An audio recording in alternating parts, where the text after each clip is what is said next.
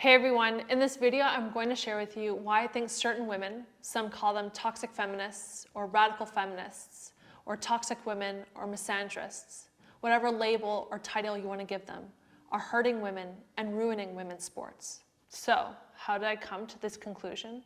Well, since making my first video standing up for women athletes, the comments I received were interesting. For one, about 80% of all the positive comments came from men. And second, about 90% of all the negative comments came from women. So I started to ask myself, why are so many women against women? I was very confused. Now, I must admit, as a competitive athlete, I do have my blinders on with regards to a lot of things that are happening within our society, because every day my sole focus is how to become a better athlete. But I knew that if I really wanted to make a difference and protect women's sports, I had to get uncomfortable and ask the hard questions to really understand the driving factors for why certain women are supporting trans athletes in women's sports. To be clear, this is not the whole story. There are many reasons why people transition.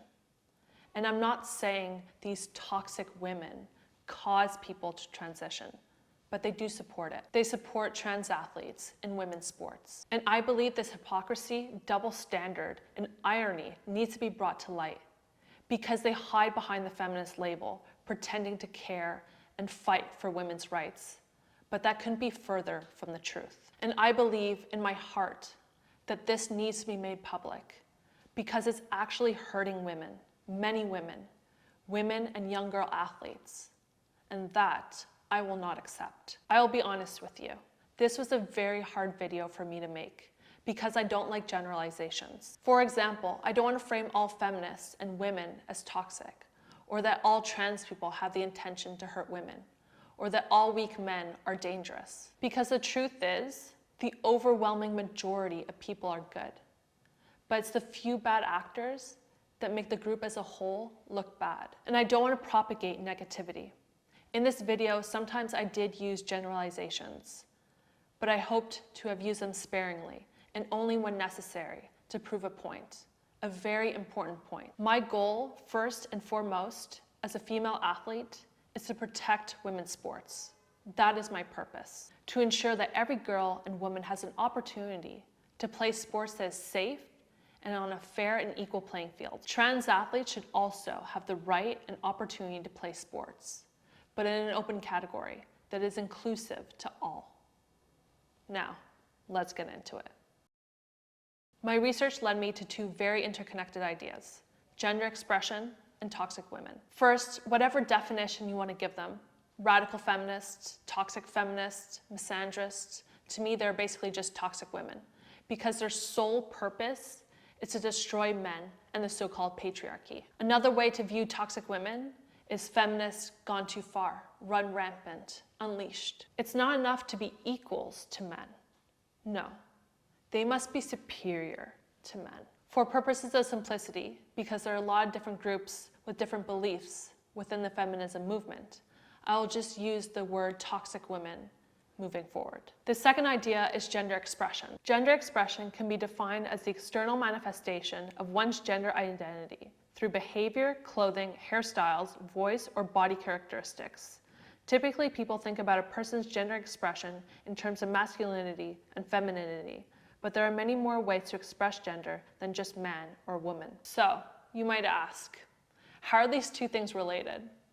Well, simply put, toxic women want to rebuild society in their image. Their strategy to do this is to gain power, and they are willing to destroy everything and anything that lies in their way, most notably by feminizing men. Let me break it down for you. These toxic women play the victim card.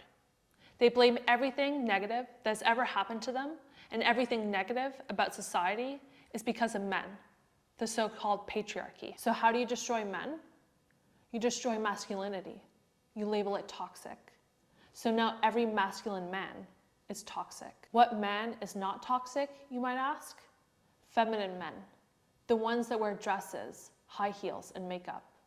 Those are not a threat to toxic women. So when you have a bunch of men wearing dresses who want to identify as women, who do you think is going to welcome them with open arms?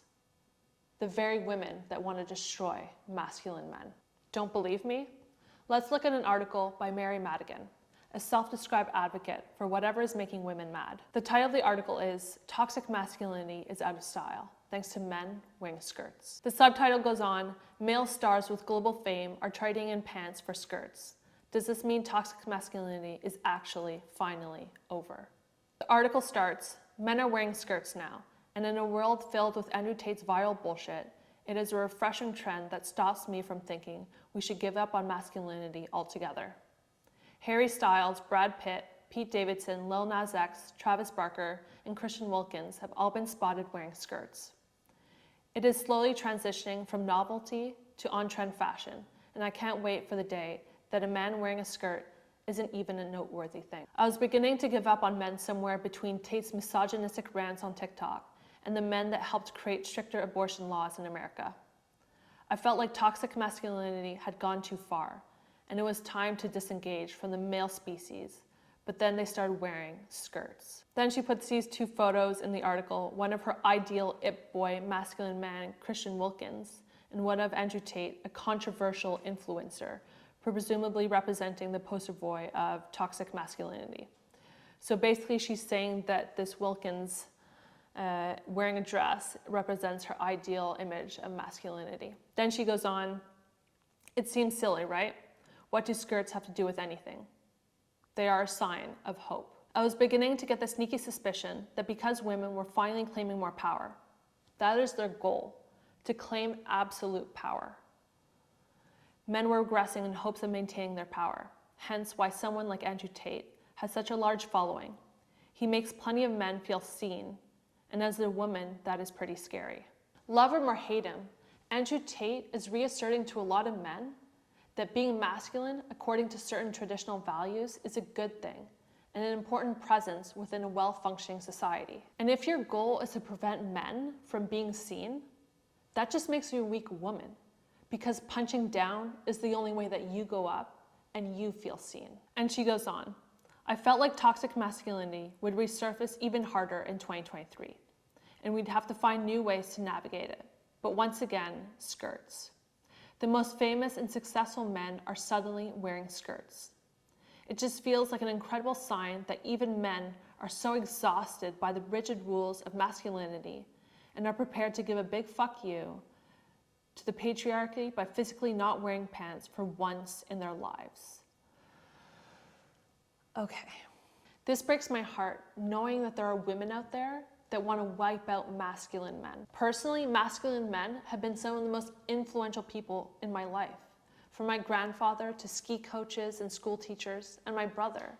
Without them, I'd be a very different person and probably not someone I'd want to be. Then she goes on to quote Dr. Camilla Nelson, who's an expert in gender and media cultures, who basically agrees with her and says, "Gender fluid fashion is good for everyone. Personally, I highly recommend dresses as they're a lot more comfortable and you don't need to waste time finding a matching top." Finally, men wearing skirts won't stop all the misogyny in the world, but at the very least, it's a warm welcome reminder that more and more men are utterly sick of gender norms and are prepared to shuck their pants, throw on a skirt, and make masculinity cool again. So basically her argument is that masculinity is acceptable and cool as long as men are wearing skirts.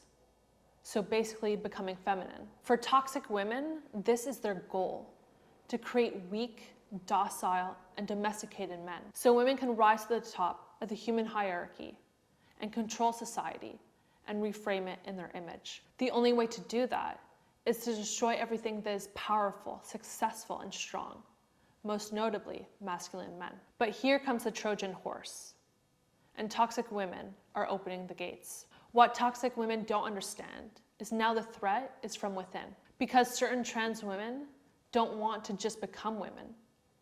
They want access to all the same rights, privileges, and opportunities as women. From women's sports to our locker rooms and prisons, to education and athletic scholarships, and to the things we hold so sacred as womanhood and motherhood. So my question to you, is the threat to women strong, confident, courageous, hardworking, successful, powerful, masculine men? Or is it men dressed as women? And the honest answer from these toxic women is still masculine men and the so-called patriarchy. So really, these toxic women are not feminists. They don't care about women. All they care about is destroying men. And they don't care if women are collateral damage. Everything that we care about, that we value, that makes our society work and progress forward, men, women, truth, science, facts, sports, fairness, equality, they want to destroy. That's how they win. Before I conclude, I want to make it absolutely clear that I believe in free speech and the freedom of life, that you should be able to do whatever you want with your life, as long as it, 1, is within the confines of the law, 2, is not impeding, disrespecting, or preventing anyone from exercising their rights, freedoms, and opportunities. And number 3, you're not taking advantage of others for your own personal gain. The reason I say that is because I'm not against adults making the decision to transition. If you want to make changes to your body because you're absolutely certain it will fundamentally improve the quality of your life, then I respect that. But that doesn't give you the right to take away from the rights, privileges, and opportunities of the opposite sex. Women have fought for decades, if not centuries, for very valid, real causes, like equal rights. We have fought for our own sports. We have fought for our own locker rooms. We have fought for our own prisons.